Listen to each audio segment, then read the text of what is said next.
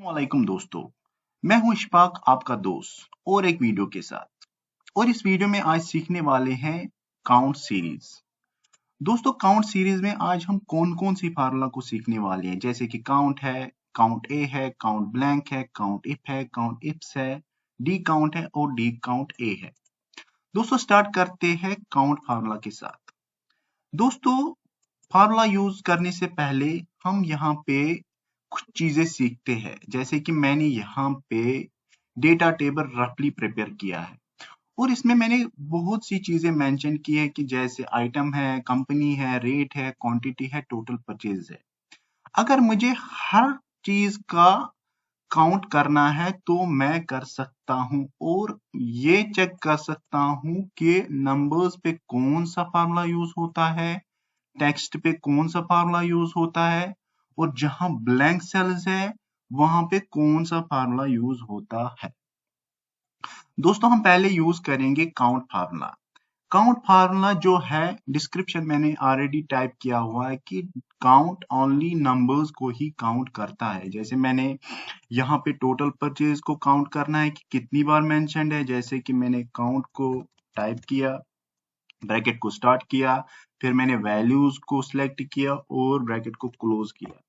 देखो दोस्तों, मेरे पास ऑलरेडी काउंटिंग नंबर आ गया है कि 16 टाइम्स है। सिमिलरली अगर मैं क्वांटिटी को भी काउंट करना चाहता हूं तो मैं कर सकता हूं। सेम फार्मूला है, COUNT काउंट, उसके बाद ब्रैकेट को स्टार्ट किया, उसके बाद मुझे यानी कि वैल्यूज को सिलेक्ट करने हैं। देखो दोस्तों, यहाँ भी 16 आ गया। अगर मैं रेट को भी मैं कॉपी करूंगा फार्मूला तो सेम है। अगर मैं यहाँ पे ये फार्मूला काउंट की जो फार्मूला है यहाँ मैं कॉपी करके यहाँ पे डालूंगा, सेम फार्मूला है, तो यहाँ पे उसने वैल्यू 0 दिए हैं। क्यों?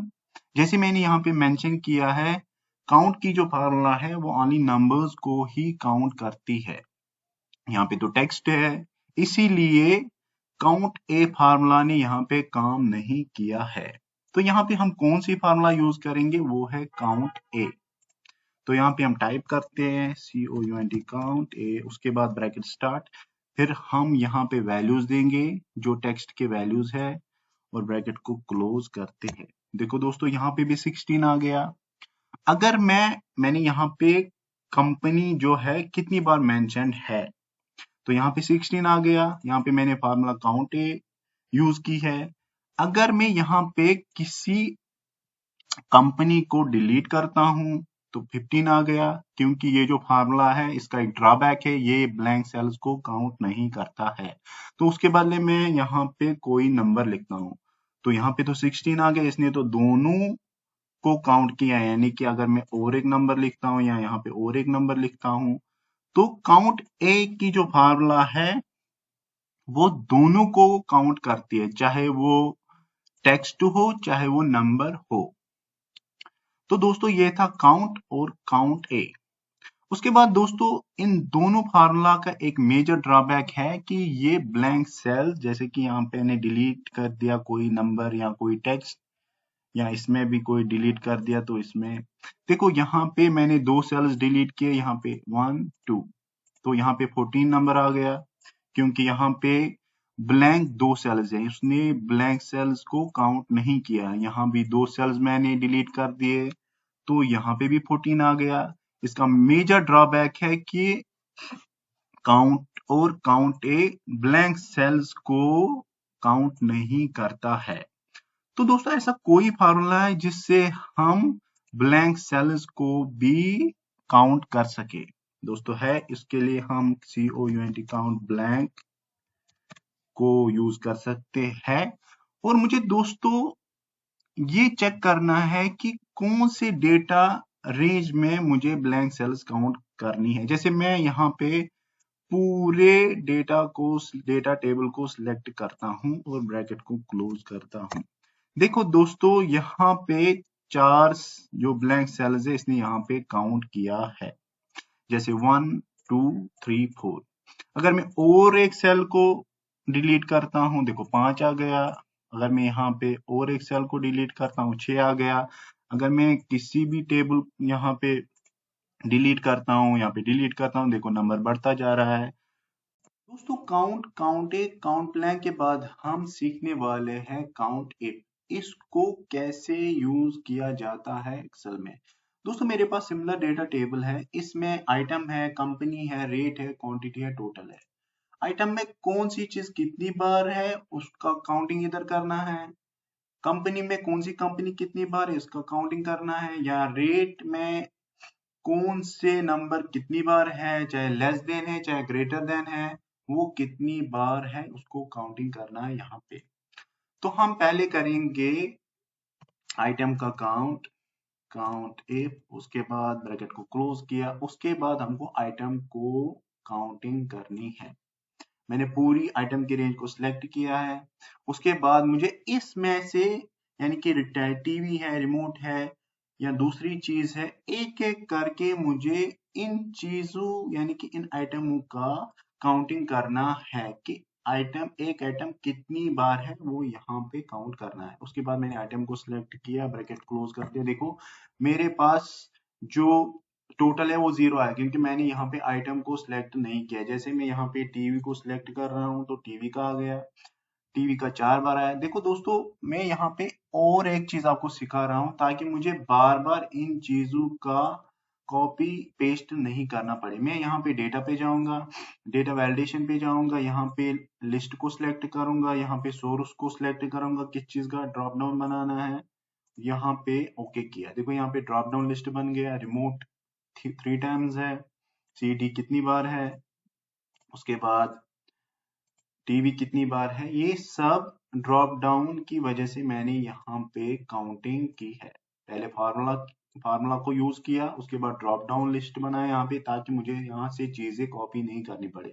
सेम मैं यहाँ पे काउंट इफ जो है, मैं यहाँ पे कंपनी जितनी भी है वो यहाँ पे सिलेक्ट करूंगा, यानी कि रेंज में सिलेक्ट करूंगा, उसके बाद पर्टिकुलर कंपनी को सिलेक्ट करूंगा और उसके बाद ओके करूंगा। देखो यहाँ पे कंपनी नहीं, मैं कंपनी सैमसंग को सिलेक्ट करूंगा यहाँ, तो सैमसंग 6 बार आ गया। अगर मैं सेम यहाँ पे ड्रॉप डाउन लिस्ट बनाना चाहता हूँ मैं बना सकता हूँ। लिस्ट पे जाके यहाँ पे सोर्स मैंने सिलेक्ट कर दिया, यहाँ पे ओके कर दिया, देखो ड्रॉप डाउन लिस्ट बन गया। अगर सैमसंग 6 बार है, एलजी 6 बार है, एप्पल 3 बार है,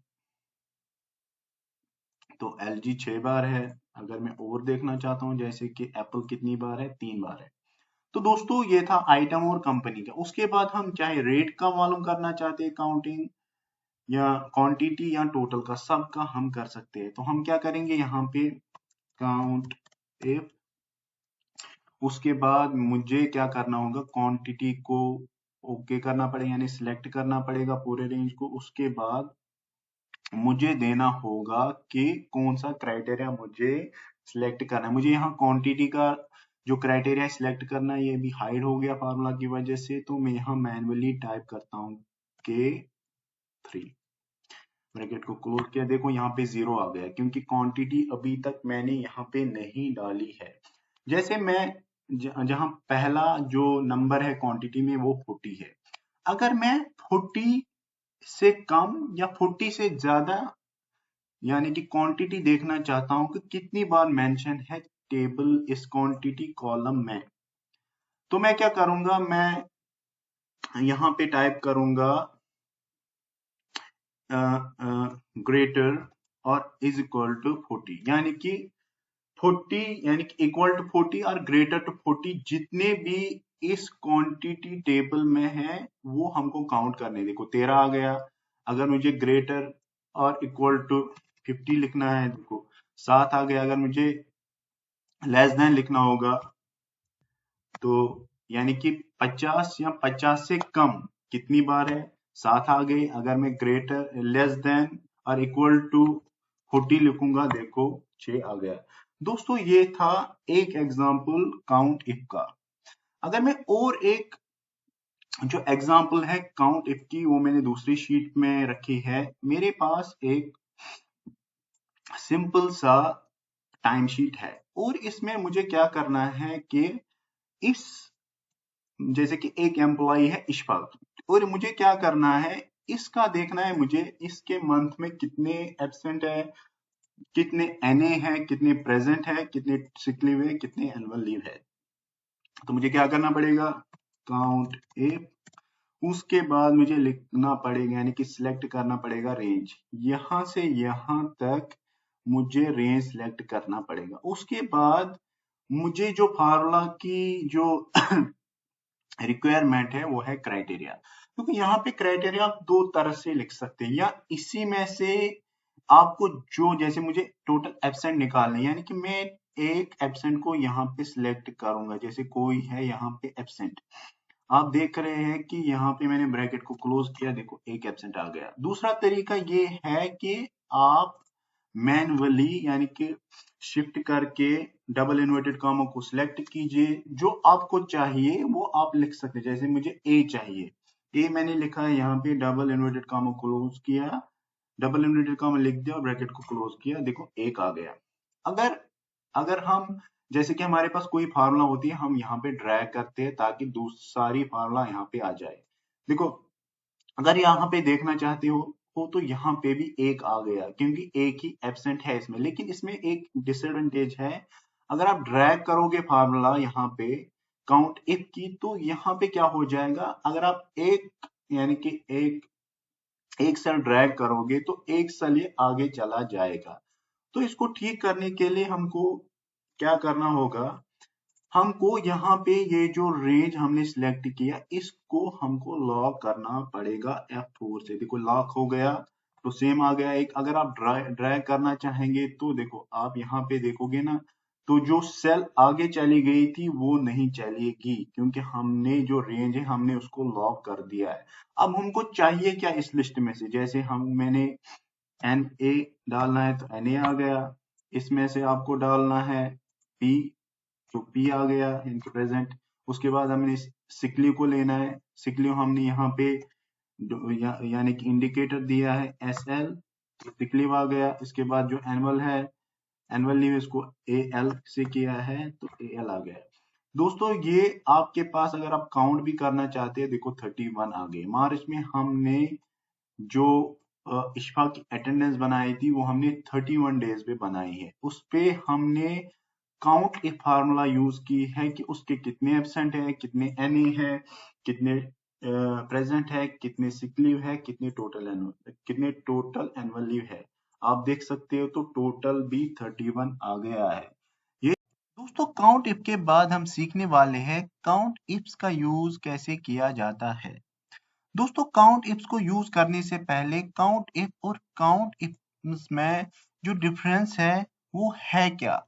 दोस्तों काउंट इफ उस सिचुएशन में यूज किया जाता है जहां हमको एक ही क्राइटेरिया को काउंट करना होता है, क्योंकि count if at a time एक ही क्राइटेरिया को काउंट कर सकता है। उसके बाद काउंट इफ जो है वो at a time multiple criteria को काउंट करता है। दोस्तों हम सीखेंगे यहाँ पे कि काउंट इफ्स की जो फंक्शन है उसको यूज कैसे किया जाता है। जैसे कि मैं यहाँ पे जो फार्मूला की आर्गुमेंट्स है मैं यहाँ पे सिलेक्ट करूंगा रेंज 1, उसके बाद मैं करूंगा सिलेक्ट क्राइटेरिया 1, उसके बाद मैं सिलेक्ट करूंगा रेंज 2, उसके बाद मैं सिलेक्ट करूंगा क्राइटेरिया 2, उसके बाद मैं सिलेक्ट करूंगा रेंज 3, उसके बाद मैं सिलेक्ट करूंगा क्राइटेरिया 3। यहाँ पे जो रेट का जो सेल है वो यहाँ पे हाइड हो गया जब मैं फार्मूला टाइप कर, तो मैं यहाँ पे मैन्युअली टाइप करूंगा J7 और ब्रैकेट को क्लोज करूंगा। दोस्तों यहाँ पे मैं 3 ही क्राइटेरिया का काउंट करूंगा, क्योंकि मैं बहुत से क्राइटेरिया को काउंट कर सकता हूं, लेकिन मैं यहाँ पे 3 ही क्राइटेरिया को काउंट करने की कोशिश करूंगा।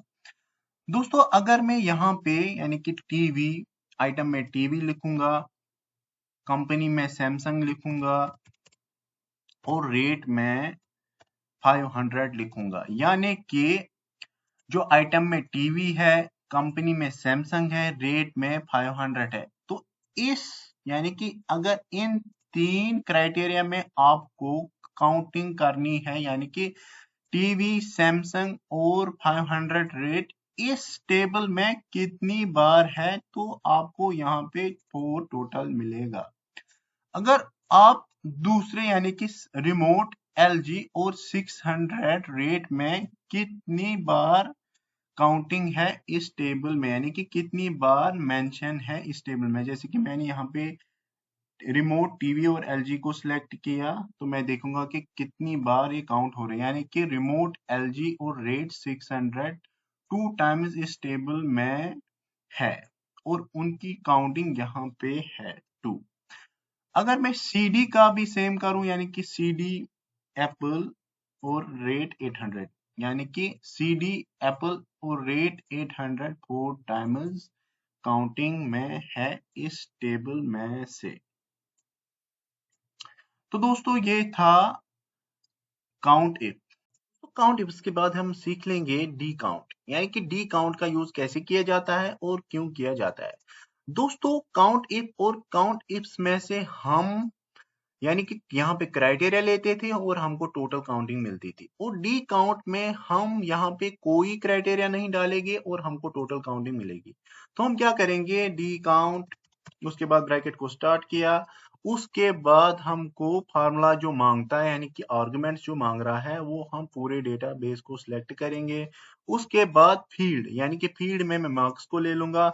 मार्क्स को इसलिए ले लूंगा क्योंकि जो काउंट की फार्मूला है या डी काउंट की फार्मूला है वो ओनली नंबर्स को ही काउंट करती है। उसके बाद मुझे क्राइटेरिया लेना है, यानी कि काउंट इफ और काउंट इफ्स में हम सिंगल क्राइटेरिया लेते थे, यहाँ पे हम पूरे रेंज को यहाँ ले लेंगे एज क्राइटेरिया और ब्रैकेट को क्लोज करेंगे ताकि हमको at a time total counting मिल सके। देखो 16 यहाँ पे भी है और 16 यहाँ पे भी है। अगर मैं ये चेक करना चाहता हूँ कि किस नेम के कितने स्टूडेंट्स की काउंटिंग यहाँ पे लेनी है, जैसे मैं इशफाक ले लूंगा यहाँ पे, तो इशफाक की जो काउंटिंग है इस टेबल में वो 4 बार है। अगर दूसरे स्टूडेंट की ले लूंगा आशा तो वो 2 बार है। अगर मैं यहाँ पे ये ले लूंगा कि क्लास 10th के कितने स्टूडेंट्स है तो 2 है। अगर मैं ये लेना चाहता हूँ कि 14 इयर्स के कितने स्टूडेंट्स है क्लास में, वो है 3 बार। अगर मैं ये चेक करना चाहता हूँ मेल स्टूडेंट्स कितने हैं, वो 9 है। फीमेल स्टूडेंट्स कितने हैं, 7 है।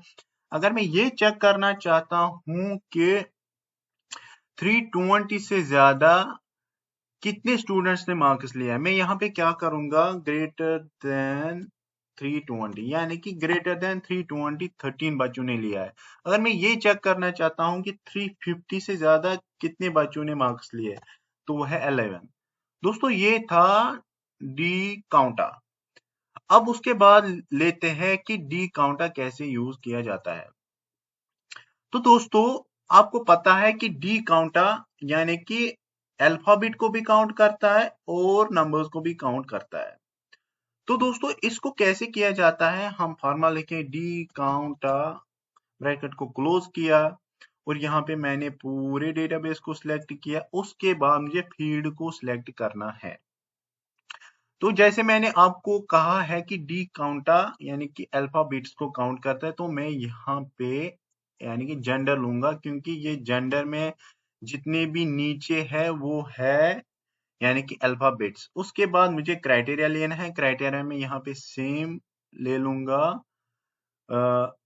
जो क्राइटेरिया है पूरा ले लूंगा यहाँ पे, तो ब्रैकेट को क्लोज करूंगा। देखो दोस्तों यहाँ पे भी 11 स्टूडेंट्स है जिनके मार्क्स 350 से ज्यादा है। अगर मैं ये चेक करना चाहता हूँ कि 320 से ज्यादा जिन बच्चों ने मार्क्स लिए वो कितने हैं, देखो 13 है। अगर मैं ये चेक करना चाहता हूँ कि जेंडर कितने हैं यानी कि फीमेल कितने हैं, देखो इसमें भी 9 है, इसमें भी 9 है। अगर मैं फीमेल लिखूंगा तो सेम है। तो इस सिचुएशन में ये क्या दिखा देगा, इस सिचुएशन में ये क्या दिखाएगा, ये यहाँ पे डी काउंट है और यहाँ पे डी काउंटा है। तो आपने ये सीखा कि डी काउंट और डी काउंटा में कैसे यूज करते हैं एक्सेल में। तो दोस्तों आज आपने काउंट सीरीज के सारे फार्मूला सीख लिए हैं, जैसे कि count, counta, count blank, count if, count ifs, D count और डी काउंटा। Thank you.